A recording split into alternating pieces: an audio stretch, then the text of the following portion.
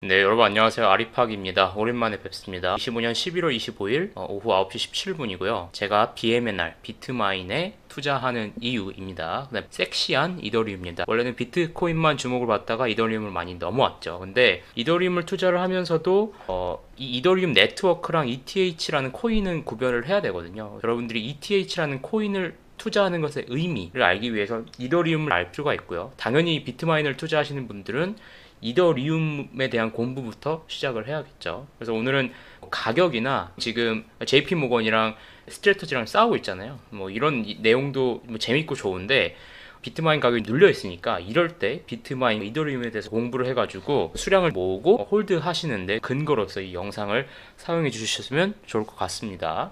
스마트폰이 처음 나왔을 때 왜 스마트폰이 필요한지 모르잖아요. 원래 없었던 기술이기 때문에 본질적인 질문을 던짐으로써 왜 이더리움이 필요한지를 생각을 해봐야 된다는 거죠. 가장 본질적인 질문은 우리가 왜 누군가를 믿어야만 거래할 수 있는 세상에 살고 있어야 하는 걸까? 이더리움이 해결하려는 문제는 왜 우리는 누군가의 허락 없이 스스로 거래하고 소유하지 못하는가? 라는 거예요. 은행이 승인해줘야 돈을 보낼 수가 있죠. 등기소가 확인해줘야 부동산 거래가 완성되고, 네이버, 카카오 같은 데가 내 신원을 인증을 해줘야 내 신원 인증 서비스가 돌아갔잖아요. 인류가 수천 년간 풀지 못한 문제는 무엇일까? 그게 바로 신뢰와 협력의 문제예요. 우리는 지금까지 중앙화된 신뢰만 믿어왔단 말이에요. 어떤 소수의 기업의 플랫폼 믿거나 데이터를 믿거나 국가나 기업을 믿어왔죠. 근데 이런 중앙화된 거 없이 신뢰 문제를 해결했던 첫 번째 사례가 비트코인이죠. 그리고 이더리움은 이 신뢰를 바탕으로 스마트 컨트랙트, 뭐 토큰화 이런 것들이 가능한 프로그래머블 하게끔 만든 플랫폼이 이더리움입니다. 이게 왜 필요하냐면 AI는 사람을 신뢰할 수가 없어요. 그래서 AI 시대가 되면은 이 수학과 코드로 곧 법인 플랫폼이 필요합니다. 자, 다시 반복을 해드릴게요. 세상에 이더리움이 필요한 이유는 중개자 없이도 누구나 신뢰할 수 있는 방식으로 돈과 자산을 소유하고 거래할 수 있게 해주는 기술이기 때문입니다. 은행이나 정부, 회사가 없어도 사람들끼리 안전하게 믿고 거래할 수 있는 새로운 인터넷의 기반, 이더리움입니다. 이더리움은 누군가를 믿지 않아도 되는 세상을 만드는 기술이고 AI 시대에 AI 봇들끼리 거래를 할 때 필요하다는 거죠. 그 다음에 토큰은 뭐냐? 블록체인 위에서 만들어진 디지털 자산입니다. USDT, USDC, 스테이블 코인이잖아요. 사실 토큰입니다. 토큰인데 얘는 이더리움 네트워크 위에서 발생된 디지털 자산이에요. 얘는 1달러, 1USD에 패깅된 토큰입니다. 그래서 가치를 띠는 거고 이 토큰이 가치를 띠니까 이 가치를 전송할 수 있는 인터넷이 이더리움이라는 거죠. 웹3, 인터넷 오브 밸류라는 이유가 이런 의미예요. 이제 뭐로 간다? 세계 자산의 총량 11경원 중 99%가 오프라인이다.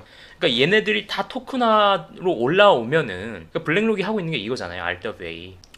AI 에이전트 경제가 돌아가려면 이 토큰화된 실물 자산이 꼭 필요하겠죠. 그래서 월스트리트가 주목하고 있는 영역이 RWA인 거. 스테이블 코인 다음에는 RWA가 이 코인판의 핵심 내러티브가 될 거잖아요. 채권이랑도 연동이 될 수 있고 부동산이랑도 연동이 될 수 있고 네트워크 위에 토큰을 올리는데 그 토큰 자체가 가치를 지니고 있고 그 가치를 전송할 수 있다는 거예요. 그리고 이 이더리움 네트워크의 네이티브 코인 ETH라고 할리는 코인입니다. 이더리움 네트워크라는 구별할 필요가 있습니다. 토큰은 그 나라 안에서 발생되는 다양한 상품권인데 이 상품권이 뭐 달러랑도 패깅이 되고요. 채권이랑도 패깅이 되고요. 실제 있는 자산들 다 토큰 위로 올리는 거죠. 자, 근데 이러한 제3자가 없으면은 운영비, 보안비, 인센티브는 누가 주나요? 그래서 크립토가 자체 코인이 필요한 거예요. 이더리움 네트워크에서는 ETH가 필요한 거고요. 솔라나 네트워크에서는 SOL이라는 솔라나 코인이 필요한 겁니다. 코인이 없으면은 네트워크를 굴릴 동기부여 자체가 없습니다. 그래서 ETH에 투자한다는 것은 이더리움 네트워크의 성장에 투자하는 건데 이더리움은 프루프 오브 스테이크 방식으로 운영되기 때문에 ETH를 이 이더리움 네트워크에 스테이킹을 해야지 네트워크 보안이 유지되고 지속적으로 발전합니다. 이더리움 네트워크를 보안이 유지되고 지속적으로 발전하기 위한 그러한 수단인 코인에다가 이더리움 네트워크가 성장하면 가격이 올라갈 거기 때문에 ETH에 투자를 하는 거죠. 이더리움 네트워크는 기본적으로 제3자, 이게 중앙기관이잖아요. 중앙기관 없이, 그래서 탈중앙되게끔 거래와 계약, 토큰 전송, 소유권 이전, 가치 교환이 가능한 완전히 새로운 형태의 인터넷, 그게 웹3인 거죠. 그리고 얘는 앞으로 AI나 로봇이 사람 대신에 경제활동을 수행하는 시대에 은행 계좌나 서류를 기반으로 하는 기존 금융성 시스템으로는 이제 자동화된 경제가 이제 불가능하기 때문에 AI 봇들끼리 자동으로 결제하고 계약을 맺고 담보를 넣고 정산을 하는 게 수행이 되려면은 이더리움 같은 탈중앙된 네트워크가 반드시 필요하기 때문에 앞으로 쓰일 거라는 거죠. 테슬라가 어저께인가요? FSD를 한국에 배포를 했죠. 그 다음에 로보택시도 이제 곧 될 것 같은데, 로보택시들끼리 거래가 된다라고 할 때 돈을 정산받는 시스템을 기존의 금융망을 쓸 수도 있지만 이런 이더리움 네트워크를 쓰는, 거기서 리얼 월드와 패깅이 된 가치를 띈 어떤 토큰을 그냥 전달하면 되잖아요. 그리고 AI가 너무 똑똑해지잖아요. 그래서 누가 진짜 사람인지도 구분을 못하게 됩니다. 그리고 누가 로봇인지, 누가 내 돈을 훔치려고 하는지 AI인지 구별하기가 점점 어려워진다는 거죠. 뭐 엄마한테 가족 사칭 AI가 전화를 해가지고 급하게 돈 필요하다, 나노바나나 프로 나왔는데 이게 실제 사진이랑 구별을 못하게 됐잖아요. 가짜 신분으로 대출 보험을 신청한다든지 AI가 여론을 조작한다든지 이런 것들을 완벽하게 막을 수가 없는 거죠. 그래서 어떤 기술이 필요하냐면은 사람의 신원 정보를 누구도 조작하거나 위조할 수 없게끔 만들어지는 그런 투명한 안전한 인프라가 필요하다는 거고, 그게 이더리움이라는 건데, 프라이버시가 너무 공개가 되니까 이런 것도 GK 기술이라고 프라이버시를 막는 기술들이 당연히 개발이 돼야겠죠. 그럼 일단은 비트마인 투자 티시스가 뭐냐면은 단순히 5%의 이더리움을 모으는 회사가 아니겠죠. 5% 이더리움을 모으고 그 다음에 26년 1Q에 MAVN, 마벤이라고 하는 자체 메이드 인 아메리카 이더 스테이킹 플랫폼을 만든다고 얘기를 했잖아요. 비트코인의 DAT 기업인 스트래터지랑 다릅니다. 이 비트코인은 프루프 오브 워크 방식이기 때문에 네트워크의 뭐 운영이나 의사결정 개입을 할 수가 없어요. 해시파워, 채굴 능력이 네트워크 보안의 핵심이고, 네트워크 방향성과 정책 결정에 직접적인 영향력을 뭐 비트코인을 많이 갖고 있다라고 의사결정을 낼 수가 없잖아요. 근데 이더리움을 많이 갖고 있으면은 네트워크 예치를 하면서 네트워크 보안 유지뿐만 아니라 의사결정에 참여를 할 수가 있는 거예요. 그렇기 때문에 월가에 자금이 들어온 비트마인 자체로 스테이킹 플랫폼을 구축을 하고, 아마 계획대로 5%까지는 잘 모을 수 있을 건데, 그럼 그 다음은 뭐냐라는 거죠. 어떤 일이 가능하냐면 네트워크 보안과 합의 과정에서 실질적인 영향력을 행사할 수 있습니다.